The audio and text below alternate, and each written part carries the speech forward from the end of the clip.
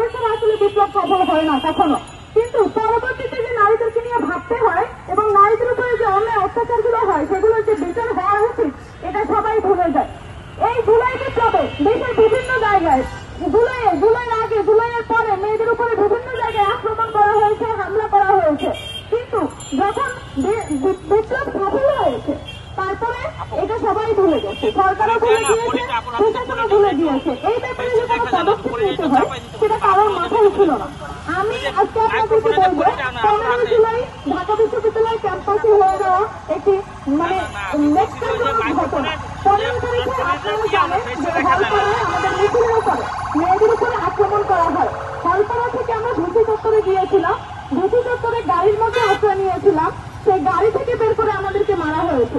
তারপর আমরা ঢাকা মেডিকেলে গিয়েছিলাম, ঢাকা মেডিকেলে গিয়ে আমাদেরকে মারা হয়েছে। কিন্তু খুবই দুঃখজনক বিষয় যে এই ব্যাপারে এই পর্যন্ত কেউ কোনো আওয়াজ তোলেনি যে এই ধরনের হামলাগুলো হলো, এই হামলাগুলোর যে বিচার হওয়া উচিত। এবং তৎকালীন যে প্রশাসন আমাদের ভিসি ছিলেন, ভিসি বা প্রক্টর, তারা যারা কিনা আমাদের নিরাপত্তার দায়িত্ব নিয়ে এই ভিসি হয়েছিলেন, প্রক্টর হয়েছিলেন, তারা কোনো দায়িত্ব নেয়নি এবং পরবর্তীতেও যে বিচার করবে সেই ব্যাপারে তাদের কোনো পদক্ষেপ দেখা যায়নি। এবং আমাদের যে বর্তমান প্রশাসন তাদের কাছ থেকেও এমন কোনো পদক্ষেপ দেখা যায়নি। এখন যারা 15 তারিখে মেয়েদের গায়ে হাত তুলেছে তাদের হাতে এখনো রক্ত লেগে আছে। সেই রক্তের দাগ সহ তারা যদি এখন ক্লাসে ফিরে তাহলে তারা যে ভবিষ্যতে তারাই হচ্ছে আবার মেয়েদেরকে উত্তপ্ত করবে, তারাই বিশৃঙ্খলা করবে। এই বিপ্লব সফল হয়েছে অনেক শহীদের রক্তের বিনিময়ে। শহীদরা যদি বেঁচে থাকতেন তাদের প্রত্যেকের দাবি হতো, আমার মনে হয় যে তাদের মা বোনেরা নিরাপদে থাকবে। এই হামলাকারীরা যদি ক্লাসে ফিরে তাহলে তাদের সাথে কি আমরা একই ক্লাসে নিরাপদ আমরা? তাদের সাথে কি আমরা একই ক্যাম্পাসে নিরাপদ না? কাজেই তাদের সবাইকে বিচারের আওতায় আনতে হবে এবং প্রশাসনকে জবাবদিহিতার আওতায় আনতে হবে। এবং বর্তমান প্রশাসন কেন এই বিষয়ে কোনো পদক্ষেপ গ্রহণ করলেন না সেই বিষয়ে তাদেরকে জবাবদিহিতা করতে হবে। এবং আমরা জানি যে এখনো কিছু শিক্ষক তাদেরকে প্রশ্রয় দিচ্ছে, এই হামলাকারীদেরকে প্রশ্রয় দিয়ে সহায়তা দিয়ে তাদেরকে ক্লাসে ফিরিয়ে নিয়ে আসছে। তাদেরকেও এই ব্যাপারে জবাবদিহিতা করতে হবে।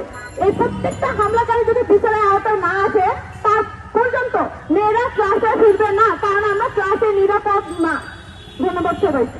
এখানে দাঁড়িয়েছি আমরা আসলে অনেক বেশি শোকাহত এবং আমরা এই বিষয়ে অনেক কনসার্ন যে কেন আমাদের বোনেদের ওপর এই গোটা আন্দোলন চলাকালীন সময়ে যে হামলাগুলো হলো, যে বড় হামলা হয়েছিল এই ঢাকা বিশ্ববিদ্যালয় ক্যাম্পাসে, সেই ব্যাপারগুলো হয়তো আমরা প্রায় ভুলতে বসেছি। আমরা সবাই ভুলতে বসেছি, এমনকি আমাদের প্রশাসন যারা ছিলেন তারা প্রশাসনিক বিভিন্ন কাজে ফিরে গেলেও এই ব্যাপারগুলোর দিকে তাকানোর কারোর সময় হয় নাই। সেই হামলাকারী যারা ছিল তাদের চিহ্নিত করে বিচারের আওতায় আনা, সেই ব্যাপারগুলো তো হয়ই নাই। তাদের বিরুদ্ধে এখনো কোনো মামলায় দায়ের হয়নি। তো এই ব্যাপারগুলো তো আসলে হওয়া উচিত ছিল না। আমরা মনে করছি এই ব্যাপারগুলো একটি নিয়মতান্ত্রিক উপায়ে এসে তাদের সারা দেশে যে মেয়েদের ওপর হামলাগুলো হয়েছে এটা কিন্তু শুধু ঢাকা বিশ্ববিদ্যালয় ক্যাম্পাসে না, এই আন্দোলনের গোটা অংশ জুড়ে যারা ছিল, অর্থাৎ বিভিন্ন জায়গায় আপনারা দেখেছেন মিছিলের সম্মুখ সারিতে কারা ছিল, সেখানে ছিল নারীরা। এবং বিভিন্ন জায়গায় যখন হামলাগুলো হয়েছে সেটি টার্গেট করে নারীদের উপর হামলা হয়েছে। অনেক জায়গায় আপনারা দেখেছেন আমাদের বোনেরা কত গুরুতর জখম ছিল, অনেকে মৃত্যুবরণ করেছে। কিন্তু আমরা যখন এই ব্যাপারগুলো নিয়ে কথা বলি আমরা অধিকাংশ সময় তাদেরকে ভুলে যাই। তো আমরা সেই ব্যাপারগুলো এখানে নতুন করে আমরা মনে করি এই ব্যাপারগুলো নিয়ে কথা বলা উচিত এবং এই যারা এই হামলার সাথে জড়িত ছিল তাদেরকে চিহ্নিত করা উচিত। তো সেই জন্যই আমরা আজকে এখানে দাঁড়িয়েছি এবং আমরা শুরুতেই বক্তব্যের জন্য ডাকারি যারা ছিল তারা এখনো কিভাবে একদম বিনা দ্বিধায় ঘুরে বেড়াচ্ছে এবং তারা আমাদের আশেপাশেই আছে, তাদের কিন্তু এখনো কোনো ধরনের বিচারের আওতায় আনা হয় নাই। তাদের সাথে আমরা একসাথে থাকবো কি থাকবো না, তাদেরকে বিচার করা হবে কি হবে না, এই ব্যাপারটা হয়তো আমরা ভুলতেই বসেছি। এই ব্যাপারগুলো নিয়ে আর প্রথম জায়গায় কোনো কথাবার্তা হচ্ছে না। তো এই পর্যায়ে আমি কথা বলতে আহ্বান করবো সিনথিয়া মেরিন সকালকে। আন্দোলন বের হয় 18 জুলাই। মানিকগঞ্জ জেলায় আমি একাই মেয়ে, আমি আহত হয়েছিলাম। মানিকগঞ্জ জেলার ভিতরে আমি খুব গুরুতর ভাবে আহত হই। আমাকে একদম না দুইবার অ্যাটাক করা হয়েছিল। আমাকে কোমরে কোপ দিয়েছিল, লাঠি চার্জ করা হয়েছিল। তারপরে আমাকে মহিলারা পুরুষরা ধরে মারধর করে। আওয়ামী লীগের যে দালালগুলো, সন্ত্রাসীগুলা, তারা আমাকে দুইবার অ্যাটাক করে। আমি আহত অবস্থায় আমি ফার্মেসিতে পর্যন্ত আমি কোনো পাই নাই।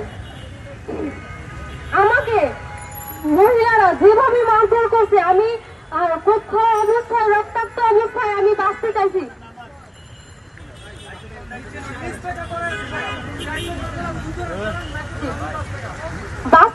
আমাকে আমি কান্না করছি, আমাকে ছাড়ে নাই, ছাড়া দেওয়া হয় নাই।